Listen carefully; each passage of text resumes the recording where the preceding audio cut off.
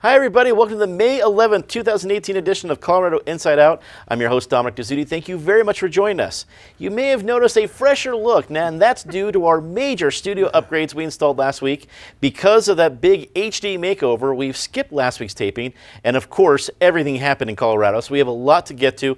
Let's jump right in. We're going to introduce our panel to get right to the topics. So let me introduce officially, we have Patty Calhoun from Westward, David Kopel from the Independence Institute and DU Law School, political analyst Eric Sonderman, and attorney from QTech Rock, Penfield Tate. Let's get to it. Employees of the Denver Post continued protests of its hedge fund owner Alden Global this week. Demonstrations at the Denver office and at Alden headquarters in New York called for the sale of the paper. Meanwhile, editorial page editor Chuck Plunkett resigned, in addition to longtime editors Dana Caulfield and Larry Rickman. Dean Singleton also resigned from the board of the paper, and Dave Krieger was fired as editor of the Boulder Daily Camera after speaking out against Alden as well. Patty, this has been absolutely amazing to watch these last couple of weeks. Major players leaving the Post, a firing of Dave Krieger, protests in front of headquarters. Take your pick. What are we to make of what's going on right now at the Post? Well, it's all bad news in the news business. The protest in Adams County really didn't affect that many people because no one sees the Denver Post up in its printing plant where it's now located. But it's been a wild ride for a month now since Chuck Plunkett led the editorial page, the perspective section, talking about why news matters. He wasn't fired for that, but he wound up getting disappeared because he wanted to write another editorial, and this time that they had put him under rules, he had to run it by someone because he didn't have a publisher who would look at it before. So he left last week, right as we weren't taping this. Two really good, experienced editors left in disgust at the same time. And Dean Singleton asked that his name be taken off. He's gone now too, and he gave us a great interview just talking about how bad it is there and how shameless Alden Global is. Now, unfortunately, he actually was the person who wound up selling the company, a majority of the company, to the people who are involved with Alden Media. But Alden Global is like Honey Badger. Alden Global just doesn't care. So they were shamed at a protest in New York City because, of course, it's not just the Post and the Camera involved here. It's papers across the country that are being decimated. And people may not like the Post, but they will sure miss it if it's gone, because where do they think news reporting comes from? You might get it on Facebook, but someone has to originally report it. And the Post is doing an incredible job in very, very tough times.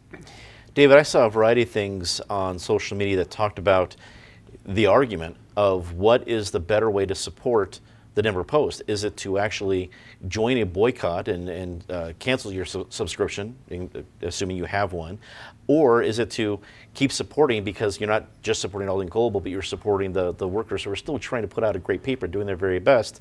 I didn't know where I fell on that. When you saw those kinds of arguments and other issues, what did you think? I think there are good arguments on both sides of that. For me, actually, my Post subscription has expired, but they keep on sending it to me, as often happens. And as I've gone to renew, I just can't get over the sort of final insult to injury they add, which is their contract term says, and for the privilege of you getting the Black Friday, day after Thanksgiving newspaper full of ads, we're going to charge you extra for that, and we will shorten the subscription. So when we say we're selling you a year-long subscription, we actually intend to cut that because we're giving you the privilege of buying this Black Friday full of ads thing and other special issues they do. And you can call and opt out of it. But for me, that's just the last straw. I can't count the lines. So I'm working on ways to try to get real news and pay for it without, in a future where the Denver Post is becoming less and less.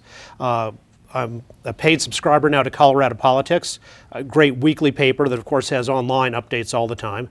And I'm reading the Denver Business Journal now, and we're flirting, and they're eventually going to get me to put down real money and pay for that. And you know, the business coverage in the Post is now close to useless. So the Denver Business Journal does have, with Ed Seelover among other great writers, lots of good stuff. So there's a good source for politics and government, a good source for business news. And in terms of the sports reporting, which the Post still does a respectable amount of, you can get that from lots of other places, including the CBS Sports app that I do, which gives me more Rockies and Avalanche material than I could possibly read. Probably a good time for us to ask the CBS Sports app of an underwriter of support of Colorado Inside Out. Eric, between the ideas of how to protest as a citizen, I'm also wondering if there's more conversations and perhaps an office that includes Phil Anschutz. Because if right now there's editors dropping like flies, resigning, I got to believe if you wanted to, maybe not so much buy the Post, because if Alden Global is not going to sell, you can't buy it. But if you're going to bolster another option, this seems like a right time, but I'm not a billionaire, so I don't know how to exactly handle these things. What about yourself? What do you think? Not a billionaire either, and if I know anything about Phil Anschutz, it's that he keeps his own counsel, plays the cards very close to the vest. I mean, there have been so many rumors about his interest in the Post, or his interest potentially in an alternative to the Post if when the Post truly craters. If I know anything about Phil Anschutz, it's that he's a master at picking up distressed properties, but he picks them up on the cheap. And the Alden boys are not willing, at least at this point in time, until it gets much, much worse, to sell cheap. And I'm told the difference, we're not talking about a $5 million or $10 million difference that can be negotiated. We're talking about a $70 or $80 million difference between perhaps the ballpark in which an Anschutz might be interested and the ballpark that Alden is dreaming about. We'll see. Use the word bloodletting. That is the accurate word of what is going on here. The people that were lost are really good people. Dana Caulfield in particular, somebody who I just think is an editor, has been an editor's editor, and is lost to the paper. Obviously Larry Rickman, obviously Chuck Plunkett, who we've talked about before, Dave Krieger. Run the list. I do not know when a downward spiral becomes a death spiral. They are clearly in a downward spiral at this point for the reasons David talked about, but the content of the paper is thinner and thinner all the time. There are more and more alternative sources, yet subscription rates go up and up, so fewer people subscribe, so they therefore can charge less to their advertisers and receive less advertising revenue. And it just and therefore there's less content, et cetera, and it just spirals down, and the spiral is picking up speed, and I don't know at what point it becomes irreversible. Penn, as you see the variety of responses, you saw employees at the New York headquarters, you saw employees here in Denver. We've seen a variety of comments on from the people who resigned. In fact, it's a good time for me to remind our viewers, John Caldera is going to have a great interview with Chuck Plunkett right after this episode. So if this topic is of interest, you're going to want to stay tuned for that at 8:30. Penn, as you see the various responses, I guess, what's your response as a community member, an influential community member, that what is the best move to respond? I think if you were holding out hope that things were going to get better at the Post, you now realize you are deluding yourselves. The Alden gang has made it clear they're going to try to wring as much money out of the Post as they can. The irony is, going back to Eric's description, there's no way anyone steps up and wants to buy this because they're asking too much, and by the time they become more reasonable with the price, there's not going to be anything left to purchase. So not Phil Anschutz or anybody else will want to step in. And so what many of us are doing is we're beginning to terminate our Denver Post subscriptions. You can get the New York Times, you can get the Washington Post if you want a broader perspective, Denver Business Journal, you've got Westward, you've got Colorado Politics, and frankly, you've got a lot of the other local neighborhood newspapers that sometimes give you a better flavor for the zoning and land use and other issues taking place in the area where you live, and they're all free. And so, I think we've about reached the point where the death spiral, it's begun and we're well in the middle of it. I don't know what Alden's long-term play is. Maybe they just want to go bust and then file for bankruptcy and walk away from any debt they're carrying, like with pension programs or something like that, and call it a day. But I think if you're responsible, if you care about the Post, it's probably time to give up the ghost, cancel your subscription, and go do something else with your dollars. Colorado lawmakers closed major deals this week, passing the much-debated transportation and PERA bills. Senate Bill 1 will provide $495 million for road improvements, bridges, and alternative transportation projects in its first year. Meanwhile, a last-minute compromise was reached on Senate Bill 200 regarding the state's public pension system. David, it was a fast and furious end of the session, and usually with an election year, there's a little bit more battling and maybe a lot of headlines, but not a whole lot getting done. This last week was a little bit different. We saw two major bills get to the finish line. Your thoughts? Well, as in marriages that have their ups and downs, it's easier for people to get along in the end when there's a lot of money for them to spend. And that was certainly true in this session. They ended up having a lot more money than they expected, certainly back in December. The improving economy and the tax reform that passed nationally has a secondary consequence because it changes. Most people will get, the vast majority of people are getting a significant federal tax cut, but by changing what is federal taxable income and expanding that, Colorado's tax system starts with what is your federal taxable income, and so that actually is going up. And so there's a big windfall. The way they spent it was, of course, not in compliance with the Constitution, which says when you have a surplus, you ask the voters for can we keep it, or would you like the money back as a tax refund? And of course, they had a bipartisan consensus not to do that. Their reform of PERA, the employee retirement account for state employees and also for teachers, was a good baby step. PERA is on its way to bankruptcy. It is not going to be able to pay the very generous pensions that it has promised. They made a little bit of progress, including raising employee contributions, huge increase in state contribution. That's going to help some, but it's only a first step, and PERA still is in serious trouble. They allowed new employees to have direct contribution plans like an IRA or a KEO, which is great. Then it's their money right from the start, except thanks to the teachers union, teachers get excluded from that. Another case where teachers unions don't represent the interests of individual working teachers. Eric, you've been our go-to on PERA issues for a while now. What did you think of the grand compromise we saw this week? I think it was, I'll be slightly more positive than David. First of all, I need to disclose I've been involved in this issue professionally for a number of years. I have a definite viewpoint on this issue, which is that the system is badly, badly troubled and has needed reform for some period of time. Kudos to the people who carried this bill. This was a heavy lift and a really thankless lift. There's really no constituency out there that stands on chairs and tables and applauds you for fixing PERA. And whether it was Jack Tate in the Senate, who obviously has been the subject of other conversations, but he did very well by this bill. Casey Becker, the majority leader in the House, and she was the one really on the hot seat, given the susceptibility of Democrats to pressure from the teachers union and others. Casey Becker stood tall on this issue and has a political future. If we're giving out plaudits, we also ought to give out a few barbs. Crisanta Duran, the speaker, who's now exiting as speaker, did not distinguish herself in any way on this bill and on a number of other bills. Wholly owned property of union interests and other establishment interests. I know Crisanta Duran hopes to have a political future, whether it's as mayor of Denver or potentially even a challenger to Cory Gardner or whatever, and she better broaden the constituency beyond the very narrow constituency she's been representing. There is no way, when you're in a $32 billion hole, which is probably closer to $50 billion, but we'll go with the $32 billion number. That's more than the entire state budget for a year. And that's PERA's own number as the hole they've been in. There's no way to fix the hole without more money.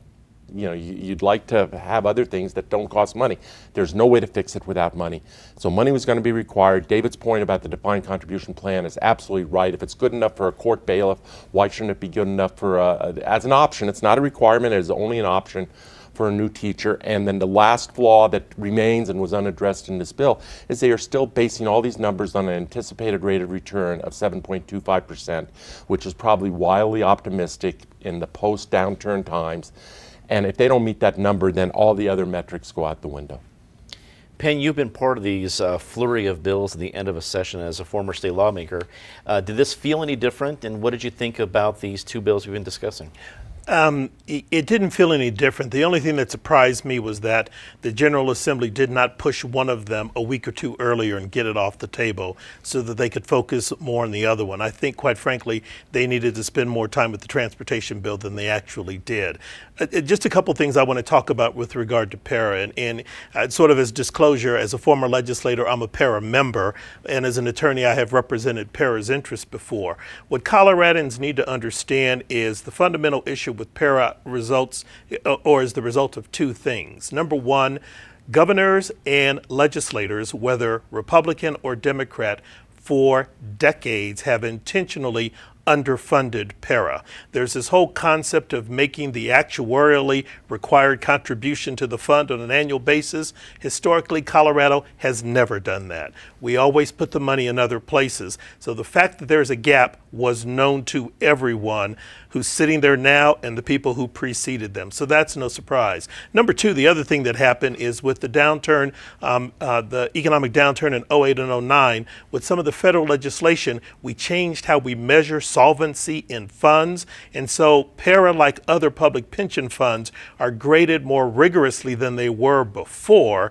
And so based on those metrics, the grades have dropped just because the curve has moved, even though the amount of money in the fund relative to what's owed hasn't necessarily changed. So keep those two things in mind. That being said, where the legislature ended up was a start at beginning to fix PERA. I would offer as an aside, 3 years ago, there was a bill that would have gone far further, but Walker Stapleton showed up on the Mike Rosen show and then cratered his own bill that he'd been working on for 2 years that could have fixed the problem. So that's PERA. In terms of transportation funding, I think many people are surprised that Democrats in the legislature did not push for new revenues in Senate Bill 1, instead deferring to the measures that the chamber is putting forward, which are now going to be competing with a measure that John Caldera will have, but that only relies on existing revenues, not new revenues. So it was an interesting session. Patty, the finales of these two big bills, what did you think? Well, first of all, you see the problem the Denver Post has, or old print media, because so much action happened in the last hour that if you read the Denver Post on Thursday morning in print, it was all out of date. But they also did good reporting online. But you didn't just have those bills. You had the Colorado Civil Rights Division waiting to the very, very last second. And finally, it had been the object of a lot of conservative scorn. Pulled out, that's continuing. It's an important agency. You had beer at the very last second, a little reprieve for mom and pops. PERA, we had written a lot. David Sirota had done a piece in conjunction with us. It's not just the $32 billion shortfall, but it's the amount of money that's gone in fees to Wall Street firms, and that's not disclosed. So at the last second, there was a slight opening of transparency, which is good. We need much more transparency at the legislature and in government in general. The transportation bill, that it actually made it through as it did, was kind of a surprise, and not even at 11:59, which is pretty much when we got PERA. 11:59 is right. Let's get a very quick take on this one because we need to get to our disgrace a little bit early. The 2018 legislative session ended on Wednesday and was quite eventful to say the least. Sexual harassment claims turned the Capitol on its head, from the expulsion of Representative Steve Lebsock to the removal of Senator Randy Baumgardner from several Senate committees. KUNC reporter Benton Berkland was responsible for exposing many of the claims.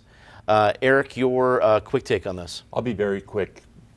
This session in years to come will be remembered for that issue, and probably that issue only. Yes, tackled roads, PERA, other issues, but this will be the trademark of the 2018 legislative session, and the MVP award for this legislative session goes to Benton Berkland. Penn, we haven't seen anything like this. Well, I guess I should take it back. There has been a representative expelled before, but it's been a long 100 time. years. Yeah. Is this a session people are going to remember? Absolutely, and you're right. Kudos to Benton Berkland, and that shows you the importance of a vibrant, free press in a democracy. You need that role. No, the expulsion, the allegations, the failure to respond to certain things, all of that is going to be what this session is known for, and it's unfortunate because when you were there, you could see it was impacting legislators' ability to connect with one another and with folks in the lobby and with other constituents, and that's a disservice to all of Colorado. Patty, what do you think? Well, it's too bad they didn't finish coming up with the new protocols. We need more transparency, but a lot of it's pretty practical. Keep your hands to yourself and figure out what bathroom to use. David, wrap it up for us. Colorado, even with all this, seems better than some of our sister states like California and New York for the shenanigans involved. It turned out there were some accusations that turned out to be very well founded and had a lot of supporting evidence, and others against other legislators that were pretty thinly sourced and turned out not to be credible. And it's a tough thing for those legislators. However they decided, they're the ones who really saw the evidence and also had the personal knowledge of the individuals to make their own judgments about credibility and what to do about it. Well, it's time for our favorite part of the show a little bit early this week. Let's get to Disgrace of the Week. And as always, Ms. Calhoun, please start us off. Just when Mayor Michael Hancock thought it was safe to turn on television again, up pops some bad behavior, not by the mayor, but by his son. Jordan Hancock, in a leaked video from the Aurora Police Department, is seen at 8 in the morning mouthing off homophobic slurs. Do you know who my father is? Funny response from the police officer in Aurora, who said, not in Denver, and not in Aurora he isn't. But do not take, if your parent is in public office, do not try to play those connections. You know, the only person who's been worse than that is John Bolin. David. The Boulder City Council pats itself on the back all the time for how open-minded, tolerant, and diversity it is. But they are scheduled to pass next Tuesday hate legislation, an anti-gun bill aimed at Boulder's law-abiding gun owners, which with any common sense they can tell does nothing for public safety, but makes Boulder a hate city. Eric. We could do a whole show of disgraces this week, but I will go, since Patty hit Jordan Hancock, Walker Stapleton, our state treasurer, leading Republican candidate for governor, is ducking and dodging a debate in this studio to be co-hosted by Channel 12 and Channel 4. You, Dominic, as the producer, gave him, I believe, at least 7 dates to work with. All the other Republican candidates agreed. One of those 7 dates was one that Stapleton's campaign had specifically said, if you give us this date, we'll make it work. Then they backed out of that one. They clearly don't want to debate because they're the front runner. It's a tired old tactic. And I guarantee you, if Stapleton becomes the nominee and then is trailing in the polls come September, October, he'll be in the studio desperate to debate. Penn. Yeah, I'm going to go back to one of our topics. To Alden Global, Denver's an important city. We need a viable newspaper. Leave us alone. Just pack up and get out of town, pick a price and go away. Time to see something nice? Patty. Sunday is Mother's Day. I want to say a happy Mother's Day to all the mothers out there, especially my mother, who is exploring this new world of being alone after the passing of my father and is doing it with great grace under pressure. Grace under pressure is a great way to describe your mom. Very good point. David. President Trump for making the decision on the Iran deal, as the John Kerry State Department said that deal was not legally binding and it wasn't even signed. If President Obama had wanted to do some enduring change in U.S.-Iranian relations, then he should have negotiated a treaty that he could bring to the Senate and get ratification by the Senate, rather than evading the Constitution and building something on a foundation of sand. Eric. Happy Mother's Day as well to my mother, who's a regular viewer of this program. Let me say something nice about Aurora Mayor Steve Hogan. We received the devastating news this week that he is now under hospice care. He's been fighting this cancer for a handful of months. Speaking of grace under pressure, the manner in which he is handling his coming demise, unfortunately, is grace. Penn. Happy Mother's Day to my mother and all of her friends as well, and also to Mayor Hogan. I mean, a man who's a wonderful man, has been a great public servant in the legislature, Aurora City Council, and as Aurora Mayor. This is an unfortunate situation, but Eric's right. He is handling this with grace, which is how he usually handles everything. Before we go tonight, we have a special treat for you. On April 30th, we visited the 4th grade class at Silver Creek Elementary up in the Adams 12 district, taught by Vincietta Yulberg. The class used our Time Machine episodes here in Colorado Inside Out as inspiration to do their own skits about Colorado history. They covered a bunch of different topics, from when Colorado became a state to the impact of Japanese internment camps in Colorado. They did a fantastic job. We put all 5 skits on our website. It's on the Colorado Inside Out page. You can see all of them under our clip section. But we put together a quick highlight reel just to show you some of the greatness they've put together. Check it out. We recently visited the 4th grade class at Silver Creek Elementary, taught by Vincietta Yulberg. The class used our Colorado Inside Out Time Machine episodes as inspiration for their own skits about important moments in Colorado history. Here's a look at just some of their work. Friends, thank you all for joining me, William Byers, and my reporter, Mr. Waters, as he collects more information on how Colorado became a state. I've invited Mr. Waters here today to inform people on this topic. Welcome into our house. I am Mrs. Gilpin, a business owner of a dry goods store. Nice meeting you. Well, hello, my name is John Evans, and he used to be the former governor of Colorado. Nice to meet you. Hi, I am William Gilpin, and I am the governor of Colorado. Nice meeting you. And Mr. Byers, thank you for inviting me here today. May I ask a few questions? Yes, you may. Clara Cressingham, how do you feel about women getting the right to vote? I feel strongly about women getting the right to vote because everyone has to follow the laws, including all men and all women. So I believe that everyone who wants to should have a voice in making some of them. Mr. Hoover, how does the U.S. government decision impact Colorado? Well, the U.S. government's decisions impacted Colorado by creating jobs to have people build bridges, town halls, and swimming pools. Hi, I'm Robert Ginger, and I'm a reporter from the Rocky Mountain News, and I heard you guys are talking about the dust storms, so I come here to ask you a couple of questions. May I join your conversation? Yes, you may. I am Tom from the WPA. I have called you all here today to discuss the dust storms and come up with ideas on how to repair the damage and ensure this never happens again. Governor Carr, who is responsible for making this decision? Why was this choice made? President Franklin D. Roosevelt was responsible for this decision. This decision was made during World War II because the people on the West Coast were scared that all Japanese Americans were Japanese spies. So they put them in internment camps until World War II was over. I think this is wrong. All Americans should be treated the same, but I will do my best to make sure Japanese Americans are safe here. My special thanks to everyone at the 4th grade class at Silver Creek Elementary. And again, you can see the full versions at cpt12.org on our Colorado Inside Out page. Go to the clip section. Be sure to check it out. I promise it will renew your faith in our future. Trust me. A special thanks to Vincietta Yulberg and her team of assistants and parents who made it all happen. That is all the time we have for this edition of Colorado Inside Out. Be sure to take CIO wherever you go. We're on Facebook, Twitter, YouTube, you name it, we are there. Also check out our podcast on iTunes or Google Play. For everyone here at Colorado Public Television, now in glorious HD, I'm Dominic Guzzuti. Thanks for watching. Good night.